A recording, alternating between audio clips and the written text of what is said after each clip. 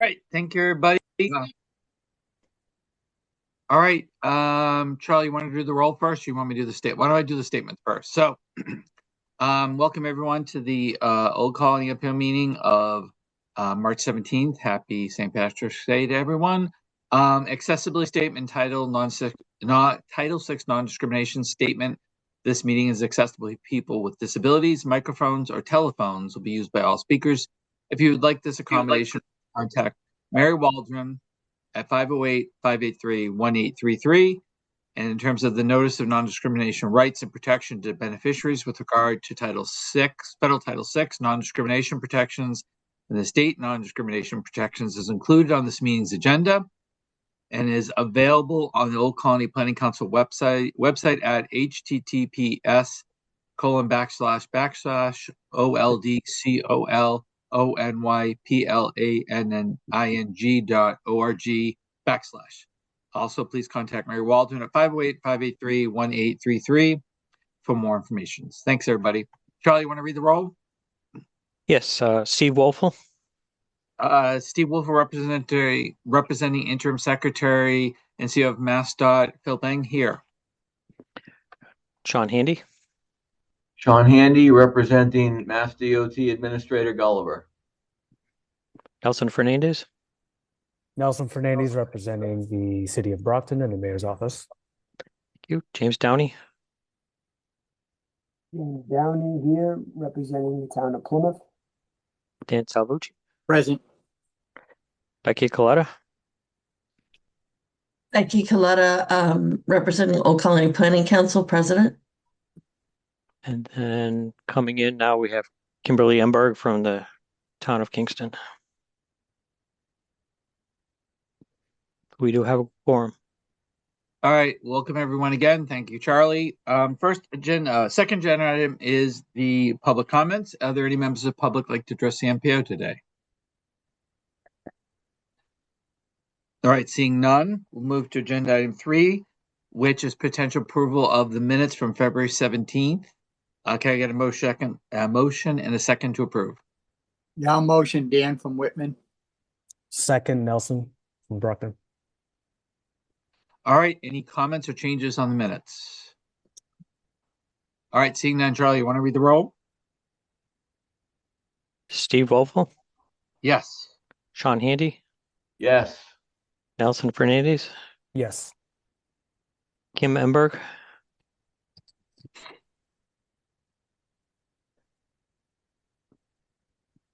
James Downey. So I'll abstain from this since I wasn't at that meeting. Okay. Dan Salvucci. Accept. Becky Coletta. Yes.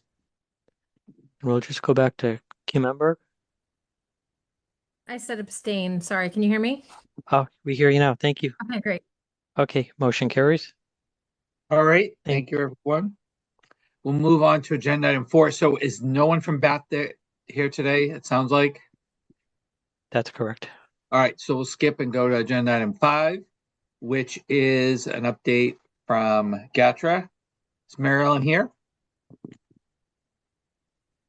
No, Mr. Chair, I do not see her on the attendees list. All right, so no one from GATRA. All right, so we will now move into agenda item 6, which is a number of tip items. So I will turn it over to Bill. Thank you, Mr. Chair. So now as we are about halfway through the federal fiscal year 2026 and implementing the 2026 to 2030 tip, we do have a new amendment number 3 to accommodate a cost increase on one of the projects, that being the project in Brockton, intersection improvements at Center Street at Plymouth Street. So you can see a breakdown on your screen here and what that cost adjustment entails and how this cost adjustment is being accommodated is also adding in an additional funding source that wasn't there before. So you can see the bottom bullet point there. The overall total project cost has increased about $828,000. And the way that is being accommodated is by slightly increasing the amount from the STPG fund that was originally the sole fund source on this project That's increasing by about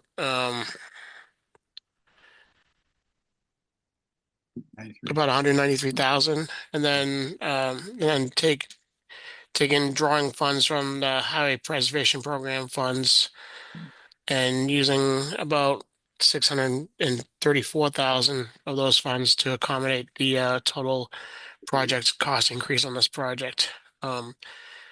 So that's how the amendment is being presented, and I'm happy to entertain any questions before the board considers releasing this to a 21-day public review and comment period. All right, anyone have any questions for Bill? All right, seeing none, does someone want to make a motion, a second, to send the amendment number 3 out for public review?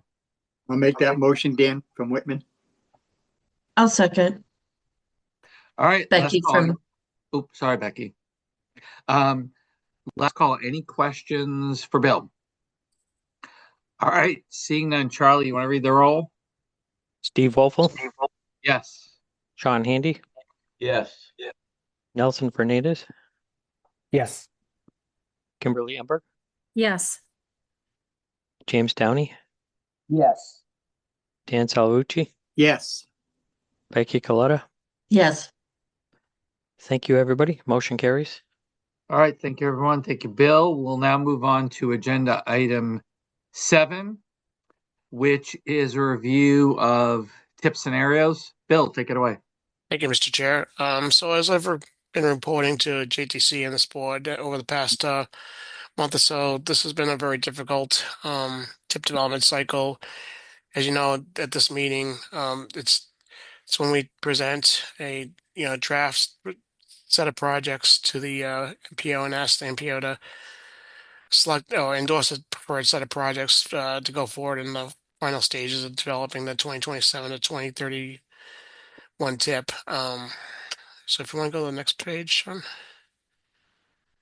So this is just a kind of a summary of the results of tip readiness days that we had in the beginning of February. And anyway, so the projects that shaded in that pink color, those were projects that were recommended to be moved out a year. And the ones that are shaded in yellow, some issues were identified with those projects that could delay them, but the recommendation was to keep them where they were. In addition to these moving projects, we also were dealing with significant cost increases on the projects as well. So just want to go to the next page. So this is what we were calling the baseline scenario. So if we had just gone based on the recommended actions from tip readiness days, you can see in the backside of the tip there in 2029, 2030, we were resulting in a very over-programmed and a tip that wasn't anywhere close to being financially constrained. We also had a scenario where in 2028 we didn't have anything programmed because our everything that had been programmed in 2028 was being recommended for 2029. So this left us in a really difficult situation, and so every tip year, every tip development year, we ultimately want to promote projects in our region. We want to at least identify at least one or two regional projects that we can program into the new tip but with a scenario that seemed increasingly unlikely. So the focus quickly shifted to at least preserving what was programmed. So preserving what was already programmed and not getting into a situation where we're going to be forced with a difficult decision of deprogramming a project. That was the last thing we wanted to do. Um, so, so yeah, with this, you can go to the next page. Thanks, Sean.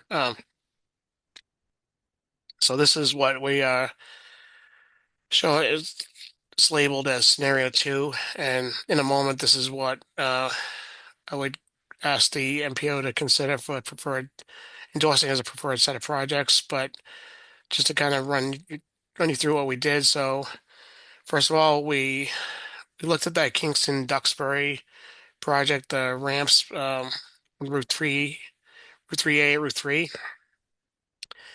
that had been recommended to be moved out from 2028 to 2029. We talked to the town. We talked to the design engineer on that. We talked to the MassDOT project manager. And everyone seemed confident that this project could still stay in 2028. Kingston and Duxbury seemed really close to having the funds committed to finalizing finalizing the design of this project.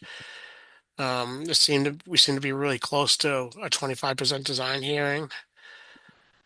So we decided that we're going to take a leap of faith there, and we're going to keep that in 2028 for now. And then working with our colleagues at MassDOT OTP, they offered cost sharing for the Whitman project. The Whitman project in 2030, so that'd be the reconstruction of South Avenue. The idea would be that we just leave that in 1 year, and whatever amount that project cost runs over the regional target, MassDOT is willing to pick up that additional cost on the state side. So that would leave us not having to advance construct that and put us in even more trouble in 2031. So with that being said, what this leaves us with is in 2027, the Brockton project, the Summit Grove and Lyman Street, including the Grove Street Bridge, as well as the Abington project, the reconstruction of Route 139 at Chestnut Street. Then in 2028, we would have that ramps project, the ramps between Route 3A and Route 3 on the Kingston-Duxbury line. In 2029, we would have 3 projects. The Stoughton project, the intersection improvements at Route 27 and Turnpike Street, the Brockton project, Belmont Street at Stone Hill and Pearl, and then the East Bridgewater project, Route 18 at Highland Street. And then 2030, we have that South Avenue reconstruction project in Whitman.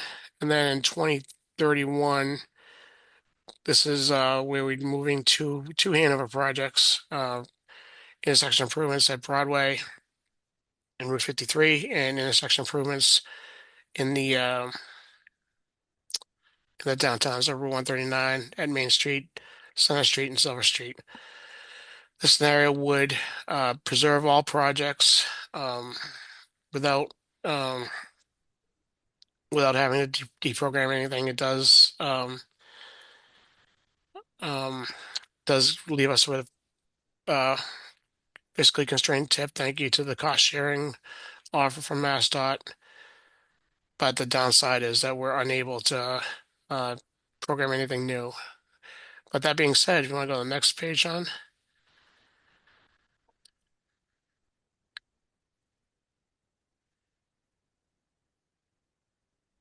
So these are the statewide projects that are contained within our region. So you can see down like the last line there, the state is programming a new project in our region in 2031. That being Easton, Washington Street, Washington Street, Turnpike Street, and Purchase Street. Intersection improvements, they're sometimes referred to as the triangle down there. Total 3 intersections. These are high priority safety locations. At least one of them is top 200 state crash cluster, so it is a high priority safety project.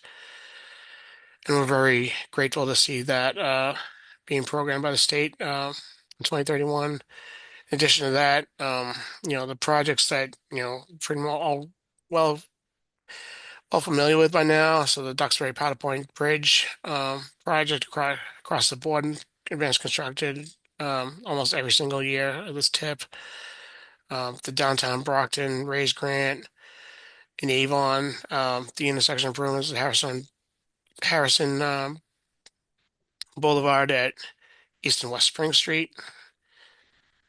The project in Stoughton, the corridor improvements on Route 27, the corridor improvements in Brockton and Abington on Route 123. Another high priority safety project in Duxbury, Route 53 at Franklin Street and High Street. So between what we're able to preserve in the regional tip as well as these statewide projects, we do have a good geographic representation, distribution, I should say, of projects in the region for 2027 through 2031. They are reaching high priority areas where they would go towards satisfying performance targets for PM1, PM2, and PM3. So just want to go back a page, Sean. So again, this is the scenario that would be our staff recommendation that this board consider endorsing as its preferred set of projects for the next stage of developing the tip. With that, I guess I'll open up to any questions or comments or just general discussion at this time. Sure. Thanks, Bill. Becky? I have two questions. The first is on Powder Point Bridge. I know there's been a lot of questioning and some opposition in Duxbury to that. My only question is, are we on target? And if we slip in dates on that, are we at risk of losing money? Because I know things are changing so much at the federal level, and that was mostly federal money. So that's my first question. And secondly, the 7 million in 2028, what happens to that money? Like, is there any way to recapture it? Are there any other types of projects that take less advanced planning that we could try to utilize that money for? Yeah, so good question. So the Powder Point Bridge, as far as I know, that remains a high priority for both the state and the federal government. If it were not to be able to be advertised in 2027, I'm still, as for everything I can tell, it would still move forward. So not overly concerned about that. Okay. As far as the gap in 2028, we always work with the district to identify projects that can be implemented that could use those funds. For one thing, 2 years out, we're not entirely concerned that that cap's gonna remain what it is. It usually shakes out, and with project cost increases and whatnot, the gap is usually not that great, and so that's that. But there are other options too.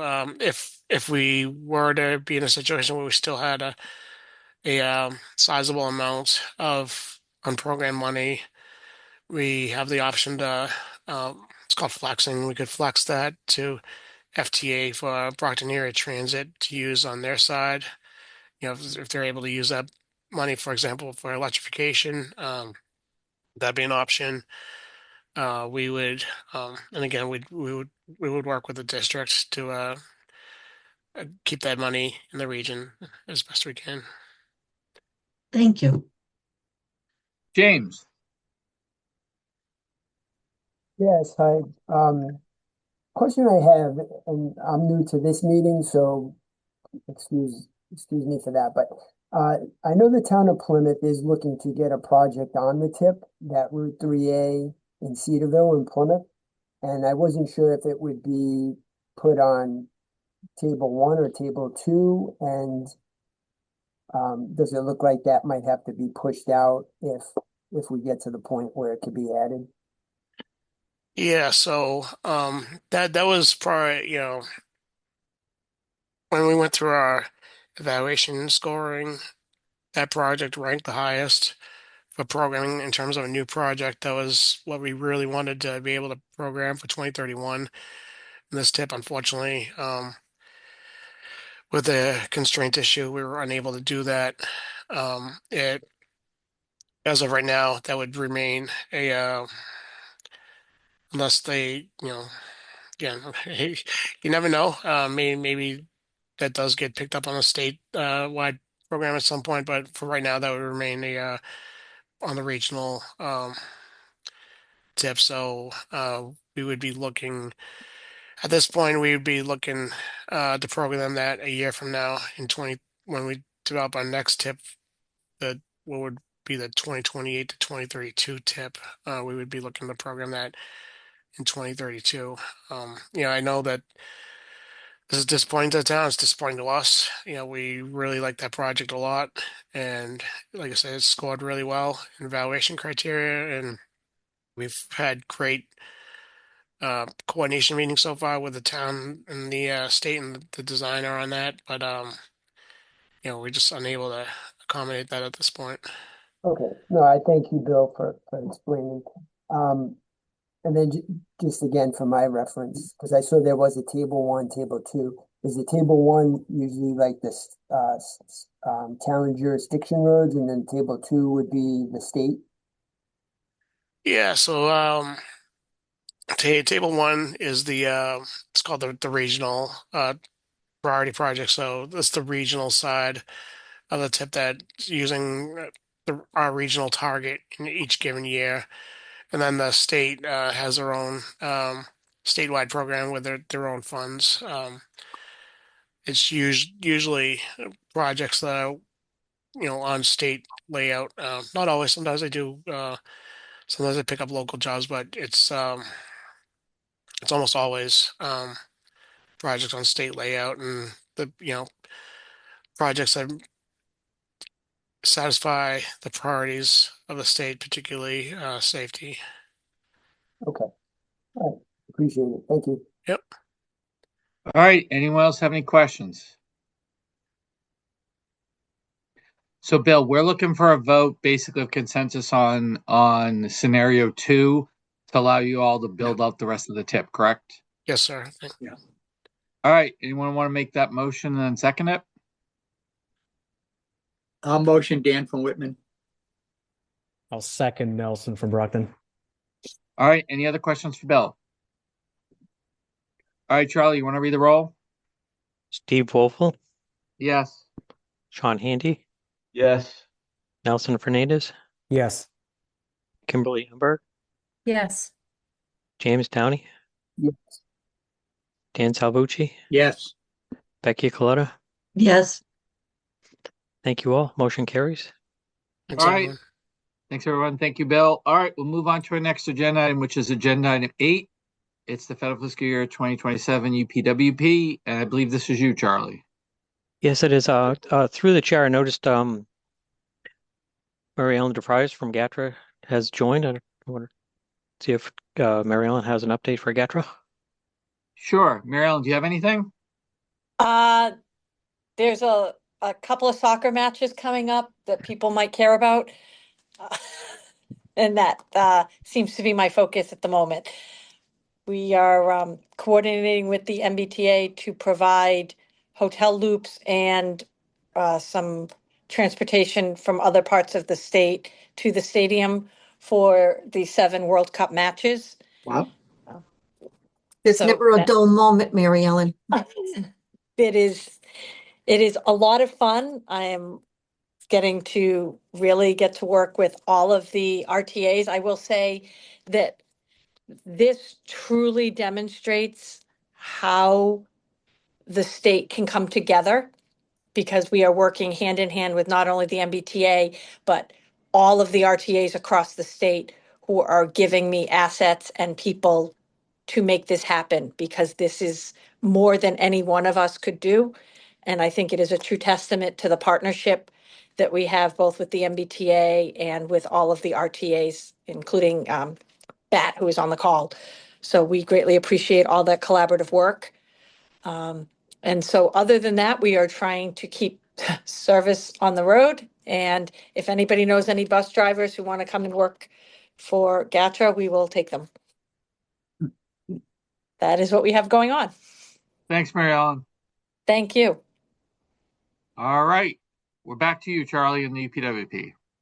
Great. Thank you, Chair. So just as Bill talked earlier about developing the new tip, we're also simultaneously working on developing the 2027 Unified Planning Work Program. This program is a scope of work and budget for our transportation planning activities for the upcoming federal fiscal year. So what we have for you today and a discussion point is what our universe of projects are for our discretionary section of the Unified Planning Work Program. So next slide. So we have a couple slides here that show our universe of projects. And I'll note that it's color-coded by community. It's alternating.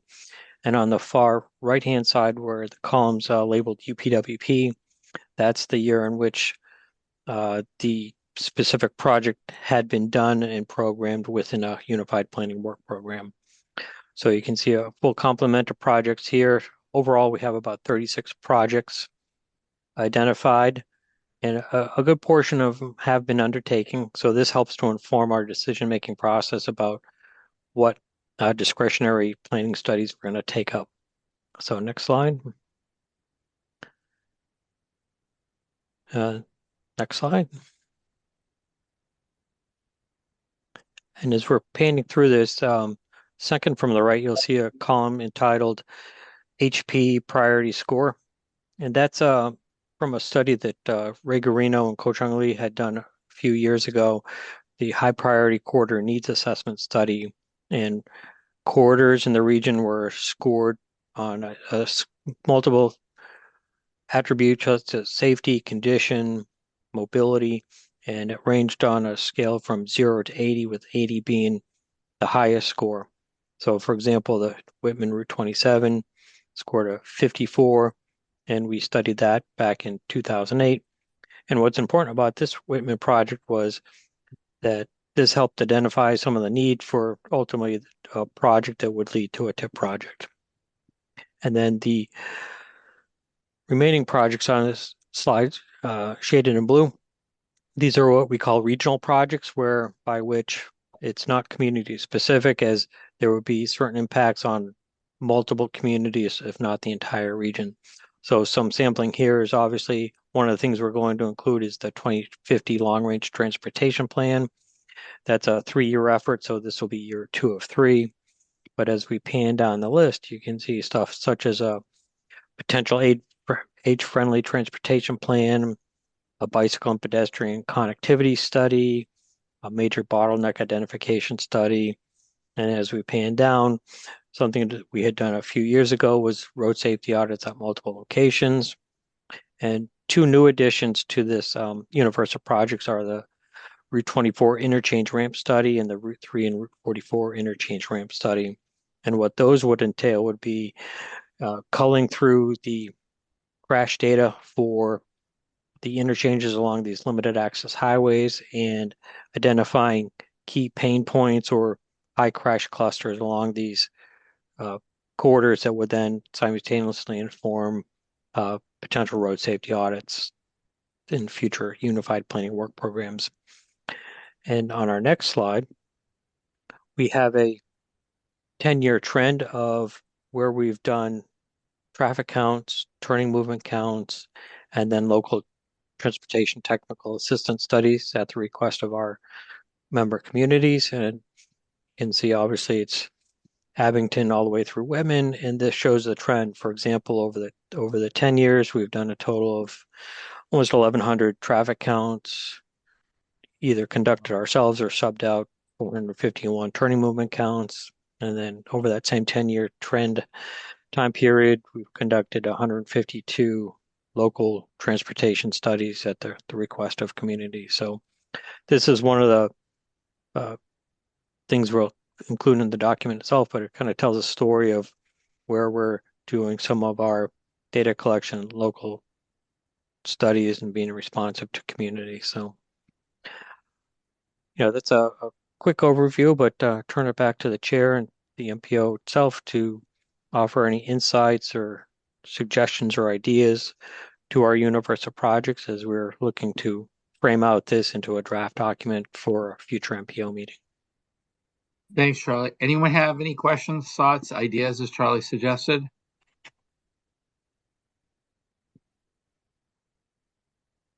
I don't see any, Charlie, so it seems like you're on the right direction.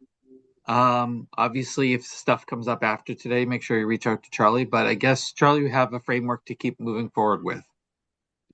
Yes, thank you. All right, thanks, Charlie. Let's move on to the next agenda item, which I believe is the transit public, let's see, the coordinated 2026 coordinated human services transportation plan overview and update. I believe Sean's doing this, correct? Yes, I am, Mr. Chair. Sean, take it away. Thank you very much. Good morning, everyone. I'm here today to talk to you about the overview and the current status of our 2026 Coordinated Human Services Transportation Plan. It's a document that we update every 4 years as is federally required. This year, we are currently doing it 3 years after our previous report that we did with the intention of having it completed ahead of our certification review next year, and then going back to a 4-year cycle to keep up with how it is traditionally updated every cycle. So quick introduction. The Coordinated Human Services Transportation Plan is required for any project that is seeking 5310 funds. It also provides serving transportation for disadvantaged populations, which is defined as people who are unable to transport themselves. And the types of transportation that are covered under this plan are things such as medical, education, employment, and shopping.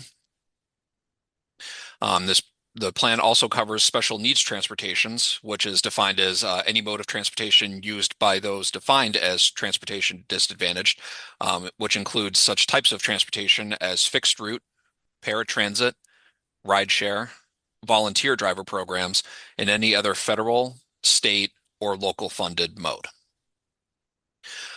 Here's a breakdown of some of the funding programs. The first off is 5310, which is for the enhanced mobility of seniors and individuals with disabilities. There are traditional and non-traditional funds. Traditional are for capital projects with an 80% federal funding and 20% match.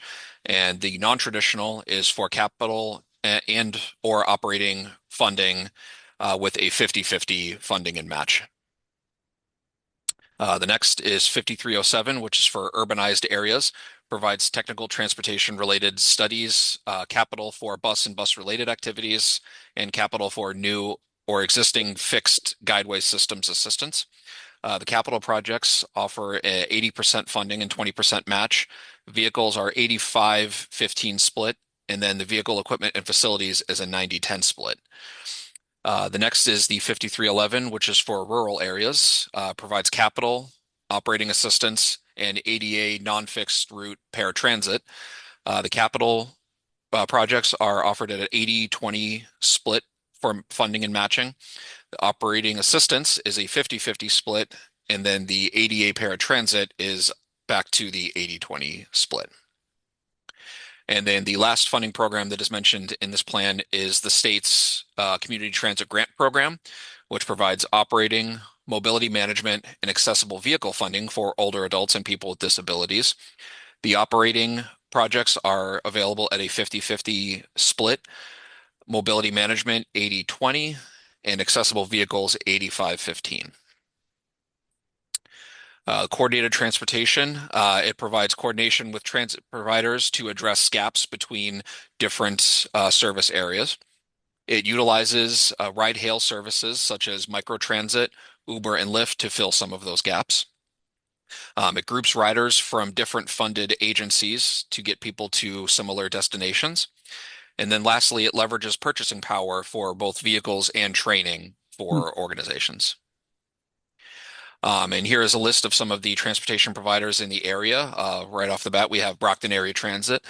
located here in the city of Brockton. We have GATRA. We have the South Shore Community Action Council. There are a couple of commuter buses, the Plymouth and Brockton and Peter Pan bus companies. We have the councils on aging in all of our communities, the 17 OCPC communities, as well as the 6 additional AAA communities, which leads me right into the Old Colony Area Agency on Aging's transportation, and then also local private transportation providers that service our region's communities. And here's an updated table with the 2024 American Community Survey population data that shows the total population, a breakdown of the youth and older adults, as well as people with disabilities and low income populations amongst all 23 of the communities that are a part of this study.